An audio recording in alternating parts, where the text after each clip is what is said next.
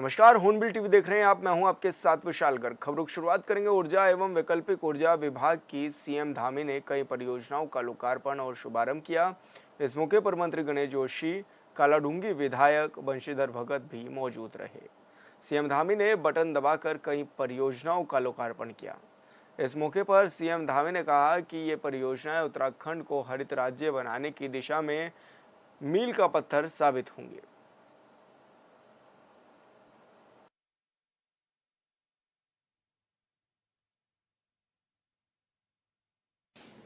मतलब अनेक जो हितधारक हैं, उन हितधारकों के साथ हमने बैठक की है, उनके विचार जाने हैं, उनके सुझाव लिए हैं और जहाँ पर नीति में शिथिलीकरण करना है या कोई नई चीज़ जोड़नी है, वह भी हमने स्वीकार करने में कोई देरी नहीं की है। हमने 2000 वर्ष 25-26 तक राज्य के सभी शासकीय भवनों पर सोलर प्लांट स्थापित करने का लक्ष्य रखा है और हमारे इस वर्ष के सामान्य बजट में उसमें बजट की भी हमने प्रावधान कर दिया है। 100 करोड़ की धनराशि का प्रावधान हमने इस साल के बजट में किया है। आपको पता है मंत्री जी, पता है 100 करोड़ रुपए के बजट रखा है, जो अभी आप कह रहे थे ना रखा, इनके ऑफिसों में नहीं लगा है। हाँ नहीं, इनके ऑफिसों में मैंने कहा कि मैंने बजट की बात नहीं करी। नहीं बजट नहीं, मैंने कहा कि अभी मंत्रियों के आवास में प्रथम चरण में नहीं, मंत्रियों का तो चलिए मंत्री लोग खुद ही लगाएंगे और क्या लगवाएंगे, विधायक लोग भी लगवाएंगे, सब लोग लगवाएंगे। अभी क्या हमारे सरकारी कार्यालयों में, और मैंने भी ये चूंकि आज तो ये बैठक हो रही है, लेकिन एक दिन मैंने श्री मीनाक्षी सुंदरम जी और रंजना जी ये सब लोग बैठक में थे और ये मैं आज से लगभग 1 साल 1.5 साल पहले से ये बात बार बार आप लोगों से अनुरोध कर रहा था कि आप मुख्यमंत्री ये जो आवास है इसमें और जो मेरा जो निजी आवास है वहाँ पर भी, क्योंकि जो भी उसकी फीस देनी होगी वो हम जमा करेंगे, लेकिन आप इस प्रकार का प्रावधान करते हैं। वो केवल इसलिए नहीं कि यहीं इसकी शुरुआत यहाँ से होनी चाहिए या लोग इसको देखते हैं तो उससे कहीं ना कहीं वो अपने यहाँ भी लगाने के लिए जो है कहीं ना कहीं जागरूकता बढ़ती है। और ये बात बिल्कुल ठीक है मंत्री जी जो कह रहे थे कि आप लोगों के कार्यालय में ये सब लगेगा तो कहीं ना कहीं लोगों को इससे प्रेरणा मिलेगी कि हमको भी अपने यहाँ लगाना है। और जो हमारे यहाँ ऊर्जा की जो खपत है और ऊर्जा का उत्पादन है उसमें बहुत बड़ा अंतर है। 40-60 का रेशियो है जो हमारा उत्पादन और खपत के बीच में। तो इस खपत और उत्पादन के बीच का जो बड़ा गैप है, उस बड़े गैप को पाटने के लिए भी, उसको बराबर करने के लिए भी ये ऊर्जा, ये नवीनीकरण ऊर्जा, ये हमारी रिन्यूएबल एनर्जी, इसका बहुत बड़ा योगदान हो सकता है। और बड़ी हर्ष का विषय है कि आज हम प्रदेश के 27 शासकीय भवनों में कुल 1.26 मेगावाट क्षमता के सोलर प्लांट का लोकार्पण आज कर रहे हैं। आज किया है हम लोगों ने। यह पहल हमारे प्रदेश को हरित ऊर्जा प्रदेश बनाने की दिशा में एक मील का पत्थर साबित होगी और हमारी जो भावी पीढ़ियों के लिए भी एक स्वस्थ पर्यावरण आने वाले समय में सुनिश्चित होगा और इकोलॉजी में एक बड़ा योगदान होगा। राज्य में रूफटॉप सोलर प्लांट लगाने को बढ़ावा देने के उद्देश्य से केंद्र और राज्य सरकार की तरफ से 70% सब्सिडी का भी प्रावधान किया गया है। 70% सब्सिडी भी दी जा रही है। पीएम सूर्य घर योजना के तहत रूफटॉप सोलर प्लांट की स्थापना के लिए अभी तक 734 लाभार्थियों को 3.3 करोड़ 72 लाख का अनुदान अभी तक दिया जा चुका है। इसके साथ ही घरेलू और गैर घरेलू उपभोक्ताओं के लिए सोलर प्लांट हीटर संयंत्र की स्थापना पर भी 30 से 50% तक का अनुदान प्रदान करने का भी निर्णय लिया गया है। इस योजना हेतु तो हमने ऑनलाइन जो पोर्टल विकसित किया है उसका आज आपने मेरे हाथों ही उसका शुभारंभ करवा दिया है। इस पोर्टल के जरिए अब उत्तराखंड का हर नागरिक सोलर प्लांट की स्थापना में अनुदान लेने के लिए आसानी से आवेदन कर सकेगा। लेकिन मेरा इसके साथ साथ यह भी आप सबसे कहना है कि ये जो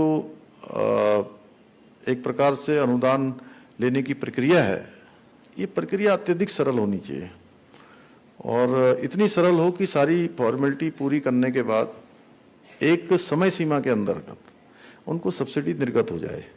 जैसे बहुत सारे विभागों में मैंने पिछले दिनों में समाज कल्याण विभाग की समीक्षा बैठक कर रहा था, तो उस बैठक में मैंने कहा कि हम लोग 60 साल के होने के बाद जो हमारी वृद्धावस्था पेंशन है वो लगती है, तो 60 साल होने पर जो लोग उसकी पात्रता की श्रेणी में आते हैं, जिनके आय प्रमाण पत्र से लेकर तमाम जो व्यवस्थाएं उसके लिए होती हैं उस पेंशन के लिए, अगर वो उस औपचारिकता को पूरा करते हैं तो उनको कोई फॉर्म भरने की जरूरत नहीं होनी चाहिए। 60 साल के हुए और स्वतः ही जो है उनकी पेंशन लग गई। अल्मोड़ा जिले के सल्ट विकासखंड के मां भुवनेश्वरी देवी मंदिर में 24 जुलाई को भव्य कलश यात्रा निकाली जाएगी। ये कलश यात्रा बटकेश्वर महादेव मंदिर से पठर पानी तक निकाली जाएगी। इस मौके पर श्री महंत उग्री महाराज 1100 लीटर ज्योतिर्लिंग का शुभारंभ भी करेंगे, जिसके चलते रुद्री पाठक देवताओं का पूजन किया जाएगा, जिसमें क्षेत्र के ग्रामीण और भक्तजन भी हिस्सा लेंगे।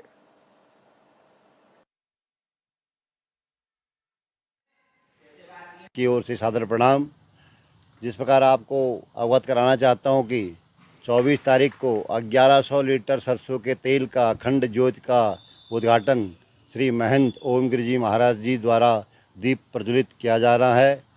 आप कलश यात्रा बटकेश्वर महादेव परिसर पत्थर पानी से भुवनेश्वरी मंदिर तक होगा। 25 तारीख से विष्णु महापुराण का आयोजन होना है। 4 अगस्त को विशाल भंडारा होगा। आप सभी भक्तजनों से निवेदन है कि इस आयोजन को शांतिपूर्वक तन मन धन से सहयोग प्रदान करें। माँ भुवनेश्वरी मंदिर का आशीर्वाद लें। जय माता दी। गदरपुर के कंबोज धर्मशाला में डंपर ऑपरेटरों ने एक बैठक का आयोजन किया। बैठक में डंपर ऑपरेटरों ने एक यूनियन का गठन किया है। इस मौके पर बोलते हुए अध्यक्ष पवन खुराना ने यह भी बताया है कि डंपर चालकों के साथ कई तरह की समस्याएं सामने आती हैं, जिन्हें जल्द खत्म करने की कोशिश की जाएगी। उन्होंने कहा कि शासन से भी मदद की उम्मीद की जा रही है और साथ ही उन्होंने कहा कि जिन डंपर चालक की आर्थिक स्थिति ठीक नहीं है, उन्हें मिलकर आगे बढ़ाने की कोशिश की जाएगी।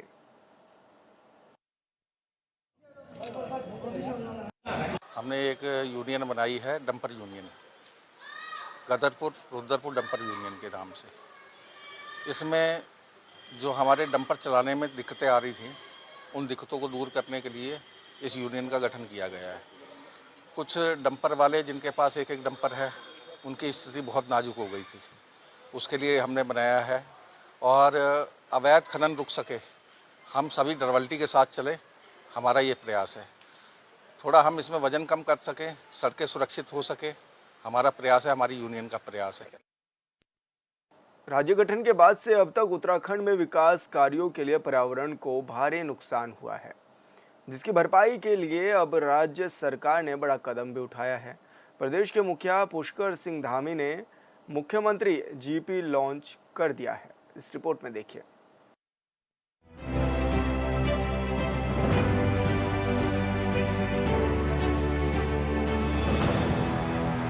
उत्तराखंड के मुख्यमंत्री पुष्कर सिंह धामी ने जीपी यानी सकल पर्यावरण उत्पाद लॉन्च किया। सीएम ने कहा कि हम सब लोगों के लिए ऐतिहासिक दिन है। हमारे पूर्वज हमारी अच्छी वायु जल स्रोत देकर गए हैं। पूरा वायुमंडल शुद्ध वायु से आच्छादित है, लेकिन जिस प्रकार से हम विकास में आगे बढ़ रहे हैं, उसके तहत कैसे हम पर्यावरण को भी संरक्षित कर रहे हैं, यह उसका सूचकांक है। इस प्रकार का जो समीकरण आज यहाँ पर हम लोगों ने शुरू किया है, ये बहुत कारगर सिद्ध होगा। ये आर्थिक विकास का एक ऐसा पैमाना होगा जिसमें जो अभी शिवम जी ने यहाँ पर प्रेजेंटेशन दिखाया था, जिसमें जल, जंगल, जमीन, हवा, इन सब का योगदान होगा। और इसका सकल घरेलू उत्पाद यानी जीडीपी में उसकी जो हिस्सेदारी है वह भी तय की जाएगी। जीडीपी का आकलन होने पर अर्थव्यवस्था और पर्यावरण के बीच यानी कि इकोलॉजी और इकोनॉमी के बीच एक बेहतर सामंजस्य स्थापित होगा। और निश्चित रूप से जहां हम उत्तराखंड जैसे राज्य में हैं तो यहाँ हमारे लिए जहाँ इकोलॉजी बहुत जरूरी है वहीं इकोनॉमी भी जरूरी है, विकास भी बहुत आवश्यक है। तो दोनों में संतुलन हो, दोनों एक साथ चलें तो इस प्रकार से ये व्यवस्था बहुत ही हमारे लिए कारगर होगी। और जीपी इंडेक्स जारी करने का एक कदम प्रकृति एवं जलवायु संरक्षण की दिशा में एक मील का पत्थर साबित होगा। और इस इंडेक्स से निश्चित रूप से कहीं ना कहीं जो हमारी जागरूकता भी आएगी कि हमारे लिए आने वाले समय में पर्यावरण कितना मूल्यवान होगा और इसका संरक्षण, इसका संवर्धन करना कितना जरूरी होगा। जीईपी लॉन्चिंग के बाद सीएम धामी ने मीडिया कर्मियों से बात की, जिसमें उन्होंने कहा कि हमारे सामने आने वाले वर्षों में भी इसे बनाए रखने की चुनौती है। ग्रीन बोनस की हम मांग कर रहे थे, लेकिन आज पिछले 3 साल के आंकड़े आए हैं, उससे हमें बेहतर करने का मौका मिलेगा। नीति आयोग में ये सूचकांक हमारे लिए कारगर होगा। हमारे हजारों गाड गदेरे सूख गए हैं, लिहाजा हम उनके पुनर्जीवन का काम कर रहे हैं। हमारे पास कई शहरों की धारण क्षमता की जानकारी आ गई है। नीति आयोग भी है और मुख्यमंत्री कॉन्क्लेव भी है, आदरणीय प्रधानमंत्री जी की नेतृत्व में हमको हर साल होता है 2 बार, साल में 2 बार। तो राज्य से जुड़े हुए जो मुद्दे हमारे हैं उन सभी मुद्दों पर हम बात करेंगे। हिमालयन राज्यों की बात करेंगे, एक हमारा मॉडल उत्तराखंड का है, उस पर हम लगातार बात करते हैं। और दूसरा हमारे राज्य की जो जनसंख्या है 1,25,00,000, हमको बहुत सारी योजनाएं उस आधार पर केंद्र से आवंटित होती है, नीति आयोग हो या भारत सरकार हो। सीएम पुष्कर सिंह धामी ने कहा कि उत्तराखंड की 1.25 करोड़ जनसंख्या भले हो, लेकिन पर्यटन और तीर्थ यात्रा को मिलाकर 8 करोड़ से अधिक लोग आते हैं। लिहाजा हमारे जैसे राज्य के लिए विकास के मॉडल का फॉर्मूला अलग होना चाहिए, बजट भी अलग हो। पूरे देश के लिए केवल एक ही योजना न बने। हमारी कुछ नदियां पहले सदा नीरा थी, लेकिन आज सूख गई हैं। हम उन्हें एक दूसरे से जोड़ने का काम करेंगे। हमारी जनसंख्या 1,25,00,000 है, लेकिन हमको हर साल यहाँ आने वाले, चारधाम में आने वाले यात्री, कांवड़ यात्रा में आने वाले यात्री, पूरे साल भर पर्यटक आने वाले हैं, आते हैं, और ये सब मिला के 8 करोड़ से भी अधिक होते हैं। तो हमको जितनी संख्या हमारी है उससे कई गुना ज़्यादा लोगों के तमाम प्रकार की अवस्थापनाओं का इंतजाम करना पड़ता है, उनके लिए सब व्यवस्थाएं करनी पड़ती हैं। इतना ज़्यादा फुटफॉल है, तो उसकी दृष्टि से भी हमको दिया जाए। और पूरे देश के अंदर जो योजनाएं बनती हैं वो पूरे देश के लिए एक समान योजना बन जाती है। मैंने पिछले दिनों जो 16वां वित्त आयोग बना है उसके चेयरमैन, उनसे भी भेंट करी थी, तब भी मैंने उनसे भी कहा था कि हमारे लिए, हमारे जैसे राज्यों के लिए, जो हिमालय के राज्य हैं, उनके लिए जो विकास का जो मॉडल है वो फार्मूला थोड़ा हमारे लिए अलग से होना चाहिए, क्योंकि यहाँ पर हमको बहुत सारे स्थानों पर काम करने के लिए जो मैदानी क्षेत्रों में या देश के अन्य राज्यों में बहुत आसानी से वो काम उनके हो जाते हैं, कम लागत में हो जाते हैं। हमारे यहाँ पर उसमें बहुत लागत भी लगती है, बहुत ज़्यादा समय भी लगता है और तमाम संसाधन पहुँचते पहुँचते देरी होती है। तो ये सब हम निवेदन करेंगे। और भी जो क्योंकि लगातार हमारी कुछ नदियाँ ऐसी हैं जो लगातार पहले 12 महीने उनमें पानी होता था, धीरे धीरे सूख रही है। तो उन नदियों को, एक नदी से दूसरी नदी को जोड़ने का भी जो है हम काम करने वाले हैं। कांवड़ यात्रा को लेकर जारी विवाद पर सीएम धामी ने कहा कि हमने बैठक में फैसला लिया था कि लोग अपनी पहचान बताकर काम करें, इसमें कोई बुराई नहीं। हमारा राज्य भाईचारे वाला राज्य है, यहाँ सब मिलजुल कर रहते हैं, इसलिए कांवड़ मार्ग पर पहचान के साथ नाम लिखने को कोई आपत्ति की बात नहीं है। आप लोगों को जानकारी इसकी आज भी होगी शायद, मेरे ख्याल से, कि हमने ऐसा निर्णय किया है। ये निर्णय हमने 12 तारीख को ही कर लिया था। 12 तारीख को जब हम वहाँ पर बैठक कर रहे थे कांवड़ मेले से संबंधित तैयारियों की, उस दिन हमने निर्णय किया था, क्योंकि इसके पीछे हेतु यह है कि अनेक लोगों ने इस बारे में कहा है कि बाद में कई बार बहुत वैसी स्थिति पैदा होती है कि नाम बदल के लोग जो है अपनी पहचान छुपा के जो है दुकान खोल रहे हैं, कोई अन्य कारोबार कर रहे हैं, तो ठीक नहीं है। सबका आइडेंटिफिकेशन होना चाहिए, जो भी है। अपनी पहचान छिपाने में किसी को क्या दिक्कत है? अच्छा है, अगर हम कोई भी काम करते हैं, आप भी हैं, तो आप अपना नाम बता के तो यहाँ आए हैं ना, तो इसमें किसी को क्या दिक्कत होनी चाहिए? ये किसी को टारगेट करके या किसी को नुकसान पहुंचाने के लिए नहीं है। केवल इतना भर है कि अपनी आइडेंटिफिकेशन हो जाए। कई बार आपराधिक घटनाएं भी सामने हुई हैं, आपकी पेड़ी पर कई सारे ऐसे मामले आए हैं कि बाद में जो है हमको ऑकवर्ड स्थिति से गुजरना पड़ा है, उस स्थिति से न गुजरना पड़े। और हम तो राज्य में, हमारा राज्य तो वैसे भी बहुत भाईचारे वाला राज्य है। यहाँ तो सब एक दूसरे के साथ बहुत प्रेम पूर्वक रहते हैं, मिलकर रहते हैं, कहीं कोई झगड़ा नहीं। शंकराचार्य के बाबा केदार से 228 किलो सोना गायब होने के मामले पर सीएम धामी ने कहा कि मैं कुछ बोलना नहीं चाहता, क्योंकि हमारे पूजनीय संत मंदिर समिति पहले ही बोल चुकी है कि ये तथ्यों से परे है। मैं राजनीतिक दलों के मित्रों से आग्रह करता हूं कि चार धाम पर राजनीति न करें। देखिए, वो इस मुद्दे पर कोई भी माने इस प्रकार का कोई व्यक्ति अगर आकलन करे तो 228 किलो सोना, मैं समझता हूं सभी दिनों को मिला के आज तक, जब तक जो है अभी ये मंदिर का नवनिर्माण और पुनर्निर्माण हुआ है, शायद उसका 1/4 सोना भी नहीं गया होगा। एक बात, पहली बात। दूसरी बात यह है कि क्योंकि मैं इसमें इसलिए नहीं बोलना चाहता हूं कि इसमें हमारे मंदिर समिति के लोग, पूज्य संतगण, सभी लोग इसके बारे में बोल चुके हैं कि ये तथ्यों से परे है और भगवान केदार जी का वो धाम है, और उस धाम में इस प्रकार का कोई भी कृत्य करेगा तो कहीं बाबा की नजर से बच नहीं सकता। इसमें कोई शक नहीं कि उत्तराखंड एक ऐसा राज्य है जो देश को बहुत सारी पर्यावरण सेवाएं प्रदान करता है, लेकिन विकास कार्यों के लिए पर्यावरण को भारी नुकसान पहुंचा है। लिहाजा राज्य सरकार अब ज्यादा से ज्यादा पेड़ लगाने पर जोर दे रही है। ब्यूरो रिपोर्ट, ऑनविल टीवी। पद स्वीकृत करने की मांग को लेकर अल्मोड़ा मेडिकल कॉलेज के बेस अस्पताल में तैनात आउटसोर्स संविदा कर्मचारियों ने जोरदार प्रदर्शन किया है। कर्मचारियों ने शिखर तिराहे से चौघान पाटा तक जुलूस निकालते हुए स्वास्थ्य मंत्री और सरकार के खिलाफ जोरदार नारेबाजी की। कर्मचारियों का कहना है कि पद स्वीकृत नहीं होने के चलते उनको वेतन मिलने में देरी होती है, साथ ही कई परेशानियों का सामना भी उनको करना पड़ता है। कर्मचारियों ने पद स्वीकृति नहीं करने पर आंदोलन तेज करने की चेतावनी दी है।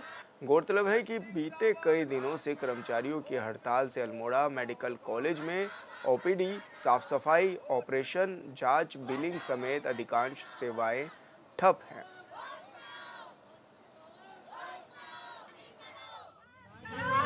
कंपनी आई है पीसीएस, उसके सभी कर्मचारी हैं। और दूसरा ये है कि हम कोविड काल से यहाँ पर कार्य कर रहे हैं। उस समय से हमको ये नहीं बताया गया कि आपके यहाँ पर स्वीकृत नहीं है। बस ये है कि सैलरी देते गए। अचानक अभी एक एफसी सर आए, उन्होंने वेतन हमारा रोक दिया गया। वेतन रोका तो हमको पता चला कि हमारे पास स्वीकृत नहीं है यहाँ पर। अब क्या हो रहा है कि 4 महीने से जो है लोगों की सैलरी, मेरी सैलरी रोक दी गई है। उसका मेन कारण ये है कि हमारे पास स्वीकृत नहीं है। लोगों के परिवार कैसे चल रहे हैं ये वो नहीं जानते हैं। जिनको 90-20 2-2 लाख रुपए सैलरी मिल रही है ना, उनके पास हम जा रहे हैं कि सर हमारा कुछ कीजिए। वो कह रहे हैं हमारे हाथ में कुछ नहीं है। हम पत्र भेज रहे, पत्र कब से भेज रहे हो? तुम्हें 4-5 साल हो गए पत्र भेजते हुए। तुम्हारे पत्र में इतना वजन नहीं था कि कैबिनेट में तुम्हारा उठ जाता हमारा यहाँ का मैटर, लेकिन वहाँ हमारा कोई नाम नहीं आया है।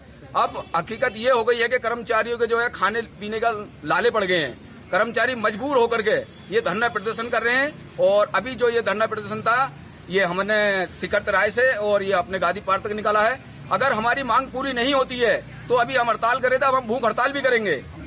जिसमें लोग जनता से, हॉस्पिटल से, सबसे पीठ मोड़ के नौकरी छोड़ के घर बैठ रहे थे, तो हम अपने परिवार के भरण पोषण के लिए हमने कोविड काल में अपनी जान दी है। सर, हम अभी बहुत परेशान है, इसलिए हमने ये आज गादी पार्क में जो धरना दिया है इसीलिए दिया है। हमारी सुनवाई नहीं हो रही है। हम बड़े खुश थे कि अल्मोड़ा में मेडिकल कॉलेज खुल रहा है, लेकिन धिक्कार की बात है, डूब मरने की बात है। छोटा सा बेस था तो हमें कभी तनख्वाह की दिक्कत नहीं आई। सर, आज हम इतना परेशान होकर मजबूर होकर अधिकारियों के आगे गिड़गिड़ा रहे हैं कि हमारे पद स्वीकृत कर दो, तो वो सीधे ये बोले कि देहरादून जाओ। सर, अगर हमें खुद देहरादून जाना पड़ेगा तो इनकी चेयरों की हमें जरूरत नहीं पड़ेगी। आप मेडिकल कॉलेज बंद करो, फिर देखेंगे अल्मोड़ा शहर में क्या। ये कूड़ादान खुल गया है, यहाँ इंसान को कूड़ा बनाया जा रहा है। हमारी कागजों की, हमारी बोलने का कोई अर्थ नहीं है यहाँ पे। अधिकारी आ रहे हैं, देख रहे हैं और जा रहे हैं। वहाँ पर उनकी व्यवस्था व्यवस्थित चल रही है। रामनगर में युवा कांग्रेस के जिला अध्यक्ष सुमित लोहनी ने प्रेस वार्ता का आयोजन किया। प्रेस वार्ता के दौरान सुमित लोहनी ने मुख्यमंत्री और सरकार पर गंभीर आरोप लगाए। उन्होंने कहा कि प्रदेश के मुख्यमंत्री हिंदू समाज की भावनाओं के साथ खिलवाड़ कर रहे हैं। उत्तराखंड के पवित्र धाम केदारनाथ की एक शिला को दिल्ली ले जाकर मुख्यमंत्री ने लाखों करोड़ों हिंदुओं की आस्था के साथ खिलवाड़ किया है। उन्होंने कहा है कि मुख्यमंत्री केदारनाथ की फ्रेंचाइजी बांटने में लगे हैं, जिसे सहन नहीं किया जाएगा। सीएम के फैसले का युवा कांग्रेस विरोध करेगी और सरकार की बुद्धि शुद्धि के लिए हवन का आयोजन भी किया जाएगा।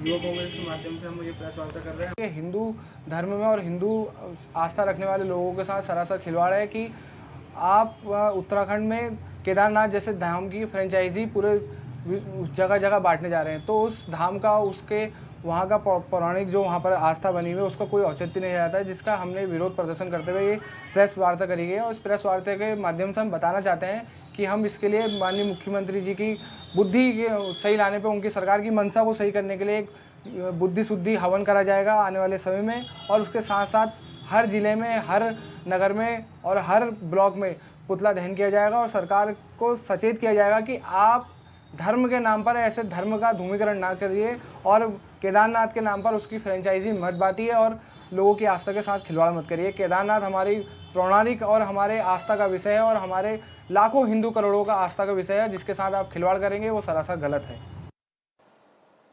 देहरादून की चक्राता तहसील क्षेत्र में 14 जून को जल जीवन मिशन योजना के तहत बनी सावरा परियोजना गांव के कुछ दबंगों ने क्षतिग्रस्त कर दी है। मामले में उप जिला अधिकारी चक्राता ने जांच कर कार्रवाई करने के निर्देश भी दे दिए हैं और अधिकारियों ने निर्देश के बाद भी संयुक्त निरीक्षण भी नहीं किया था, जिसमें पाया गया है कि पेयजल लाइन में एक पाइप तोड़ फोड़ कर दिया गया है। लेकिन एक महीना बीत जाने के बाद भी ना तो पीड़ित पक्ष को पेयजल उपलब्ध करवाया गया है और ना ही पेयजल लाइन को क्षतिग्रस्त करने वाले दबंगों पर कोई कार्रवाई की गई है।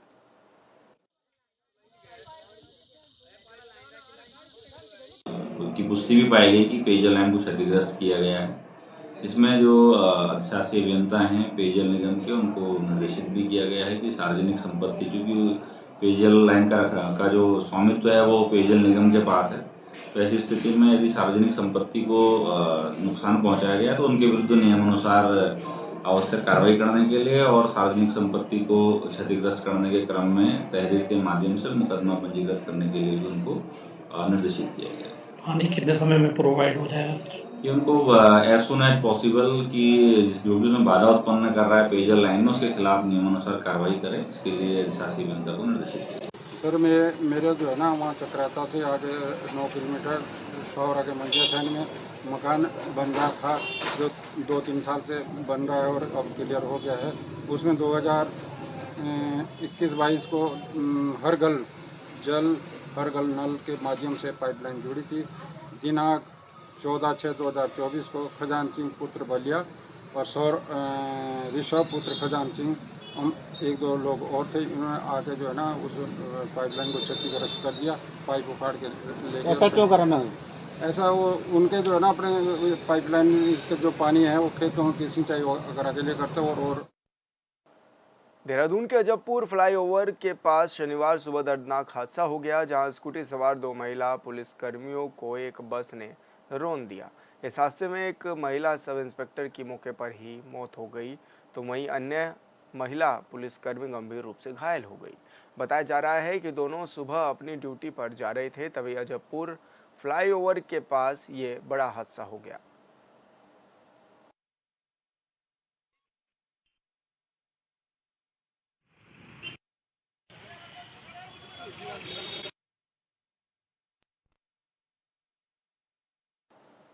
और फिलहाल इस बुलेटिन में इतना ही। आप देखते रहिए हॉर्नबिल टीवी। नमस्कार।